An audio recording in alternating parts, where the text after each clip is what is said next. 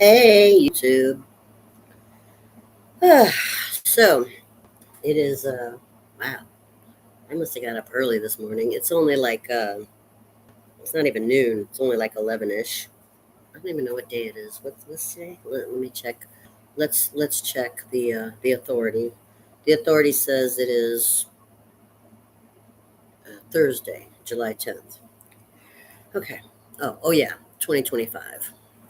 Sorry, I was watching a lot of the. Uh, what's the thing called? Quantum Leap, and then I forget. I forget. Uh, Wait, what day it is, what year it is. I don't know. So thank goodness I have a cell phone, or I don't even know what day it is. Um, so I was thinking about a lot of shows. I watch all kinds of shows. I mean, I told you I'm a la carte kind of viewer. So I'm sitting here, no job, no kids, no husband. Yeah, I'm bored. What am I gonna do? I clean. I made some pork chops, and then when I'm done cleaning, I either write a poem or watch something on TV. Sometimes I rent a movie if I can't find it, you know, for free somewhere or on one of my channels. But, you know, for the most part, I'm just, you know, analyzing entertainment. And it's weird. It's like, I told you I was watching like reruns of Little House on the Prairie.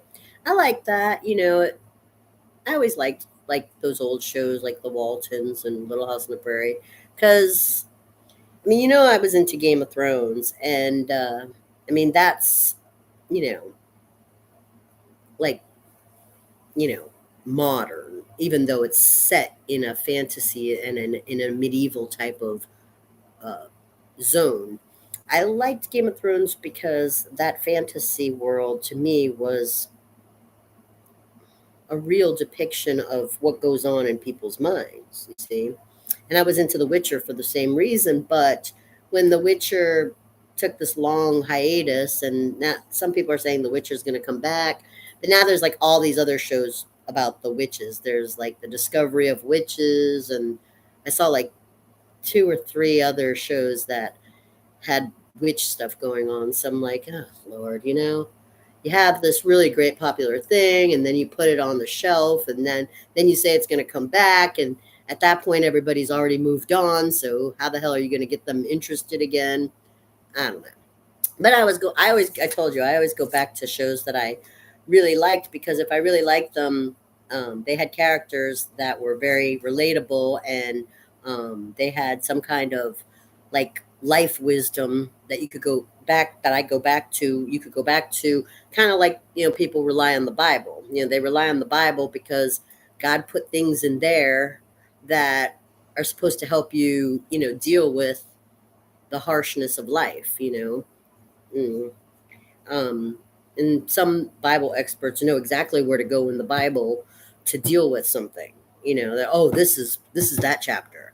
That's kind of how I feel about shows. Not all shows. Some shows are just plain ridiculous and they have nothing like that to offer. But some shows do give you wisdom. Game of Thrones, I think, is one of those shows that has a bunch of wisdom that you can pull from. And also Walking Dead. I'm starting to watch some reruns of Walking Dead and checking out some scenes from the new stuff that came out after after the first Walking Dead series. There was a whole bunch of spin-offs, so I'm kind of glancing at things now, and I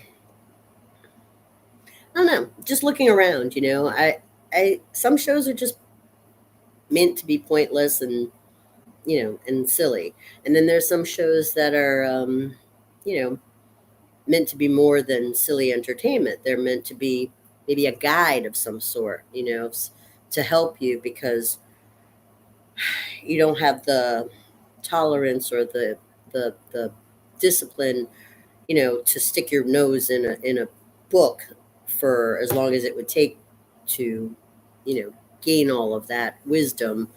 So, the shows are there. And I look for those type of shows, the shows that can offer me some kind of insight where that'll help me progress from day to day. Because I read something in a poem or something recently about how tomorrow stands in the way of today. So it was something like that. I thought that was an interesting quote. It's like tomorrow stands in the way of today. And that is true. I mean, I have been a victim of that truth. I have many times. And on the opposite quote would be something I had read from Malcolm X. He had an opposite quote: "Those who prepare today are have earned tomorrow." Something like that. If you prepare today, then you've earned tomorrow. He didn't say it exactly like that, but so he said it sort of a flip way, and they're both true. You see, tomorrow can stand in the way of today, but also you don't deserve tomorrow if you didn't plan today. So this can drive you insane sometimes. Which one is it? It's both, but that's why insight and wisdom is so valuable. Well, I was thinking about survivors because I consider myself a survivor. And basically, if you graduated high school, you survived that. If you graduated college, you survived that. If you went to jail and got out, you survived that. If you have been married and divorced, you survived that. If you had a child, you survived that. So, there's a lot of things that you can say, I survived. Are you a survivor? I consider myself a survivor of many of those things I just mentioned. So, I wanted to look at the Game of Thrones ending, the season 8 that everybody, most of the fans were disappointed regarding the ending of Game of Thrones. And then some of us fans went on to watch the first 2 seasons of House of the Dragon, and it's different. It's the same style, but it is different. And maybe it's because, there's a lot of things that are different about it. But I don't want to talk about House of the Dragon. I want to go back to the original Game of Thrones series because it did have 8 very popular seasons that were most of the fans agreed were really well done. And it had a lot of shocking, surprising, shocking scenes in it. The Red Wedding, uh, Jamie and Cersei's death, Cersei's children's death, Ned's, death, the torture of Theon. There were a lot of shocking things. And the ending was also shocking, with Jon killing Daenerys. That was shocking to a lot of us who thought that was going to be the happily ever after. It didn't work out that way. So I went to look at the notes to see who were the survivors of the 8 seasons. And I'm sure there were a lot of survivors, but I'm talking about the names that will stand out to the fans' minds, to the characters that were significant, which survivors, you know, who who did we know? Who survived that had a name that we would remember? And these were the survivors. So for House Stark, it was Sansa, Arya, and Bronn, who at the end, they kinged Bronn, who was in the wheelchair and had gone through the whole three-eyed raven thing. Well, I guess that all makes sense if you think about it, but I was disappointed with Sansa and Arya because I really, really related to those two girls very much. And I got very disappointed with one choice that they made, uh, and that was when they killed Littlefinger. Littlefinger and Spider were two of my favorite characters, and they both died. And I just don't think that Littlefinger or Spider deserved those deaths. But I mean, that happened a lot. There were a lot of people who didn't deserve their deaths. But when Bronn told Arya and Sansa about Littlefinger's manipulations, Bronn wasn't telling his sisters to kill Littlefinger. And so I just think that that was an ally that did not deserve that. They could have punished him, put him in the dungeon for a week, and then talked it out and kept that as an ally. I just don't think that that was the smartest move. Um, I just didn't see it. I thought it was unnecessary and ingrateful considering that Littlefinger had done a lot to help them. Okay, but anyway, Sansa, Arya, and Bronn were the Stark survivors, and of the households, they had the most survivors. There was 3 survivors, whereas all the others that I'm going to mention were basically there was only one survivor. So let's go through the other houses. For the Baratheon house, they all got wiped out. The only survivor was Gendry, who nobody knew about, and he was like the secret that nobody knew about him. And then there was of the Lannisters, they all got wiped out except for Tyrion, who there are some theories that he's only half Lannister and that he's also half Targaryen. So, but he's the only Lannister survivor. Then there was of the Targaryens, there were also no survivors except for Jon Snow, who's half Targaryen and half Stark. And then there was of the Greyjoys, there was only Yara. I don't know if the uncle survived or not. I couldn't remember, but he wasn't on the survivor list. Uh, then for House Aaron, there was only one survivor, Robin, the cousin of Sansa and Arya. And there was also Uncle Edmure Tully. He also survived, which was like the River Run uh, scenes. He was in that. And then for House Tyrell, we only know about Olenna, which is kind of weird because she's the old lady now with no heir at House Tyrell. Of the soldiers and loyalists to the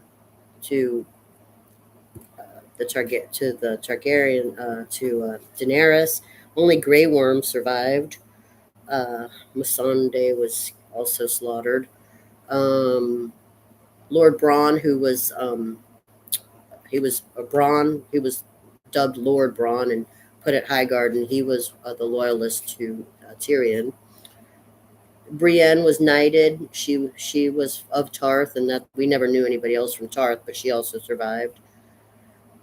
Samuel Tarly and Gilly, his lady, they survived, and according to the notes, have two children.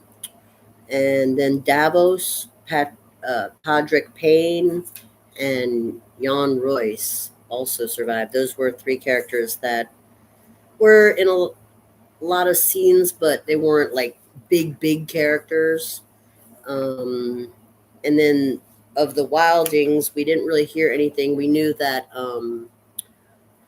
Ygritte was killed, but we didn't really hear much about the Wildings except that Tormund Giantsbane, the big guy, the red-headed guy that always fought with Jon Snow, he survived and went back up north, back beyond the wall, and Ghost, the only direwolf that survived, went with him. And then there was only one dragon survivor, which was Drogon. They're calling him the last dragon. That was it. Those are the survivors. So of all of the houses, I mean, Sansa, Arya, and Bronn, those had the most. The three that survived. The other houses only had one survivor left at the end of the series. They only had one survivor left, and which is weird. I mean, well, I guess you could also say the Tarley house, but Samwell was made a maester, and so the Tarley house. If you take Samwell out of the equation of the Tarley house, they weren't really involved in anything.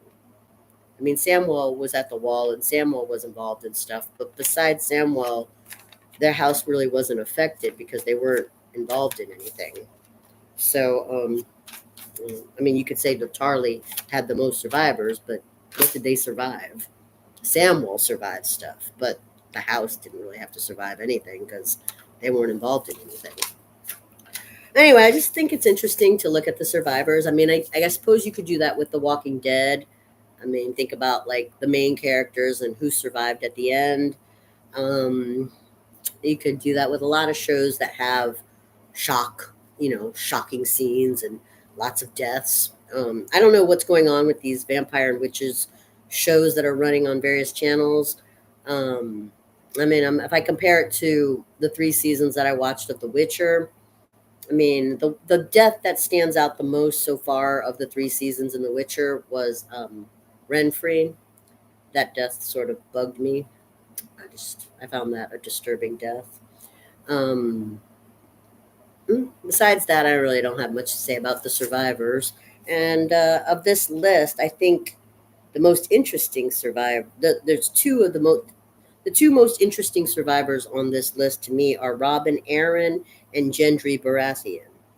I think those are very interesting survivors because they're both like the wild cards. If they were to do a spin-off of the House of Throne, or excuse me, the Game of Thrones, instead of going to the House of Dragon, I don't want to compare it to the House of Dragon because it's House of Dragon is so different, but I think it's very different. But I think Gendry Baratheon and Robin Aaron are the two most mysterious survivors, because I mean, you have to think like, what the hell are they gonna do? Say Braun, who's king now in his wheelchair, say he dies. I mean, you'd have to be looking at Robin Aaron and Gendry Baratheon as very interesting characters. I just think that's something to think about as far as those of us who were hoping that the story would continue with the survivors and new characters instead of going to, I mean, the House of the Dragon, it's cool, but it needs more momentum. I mean, the pirates are interesting. Like I said, when the pirates are more interesting than the royals, it's not that much to watch. You're watching basically keeping up with the Kardashians and, in a football game. It could be better than that. So my little question is, can entertainment evolve? I mean, sometimes I watch a movie or a show and I see that it falls flat because there was no character development. The character didn't grow in any way. If the character is loved, it is hard. If the character is loved for being a specific way, it is hard to change the character. But I mean, without character growth, making a mistake, redeeming yourself, or something like that, without character growth, the plot just is stagnant, and it and the fans lose interest.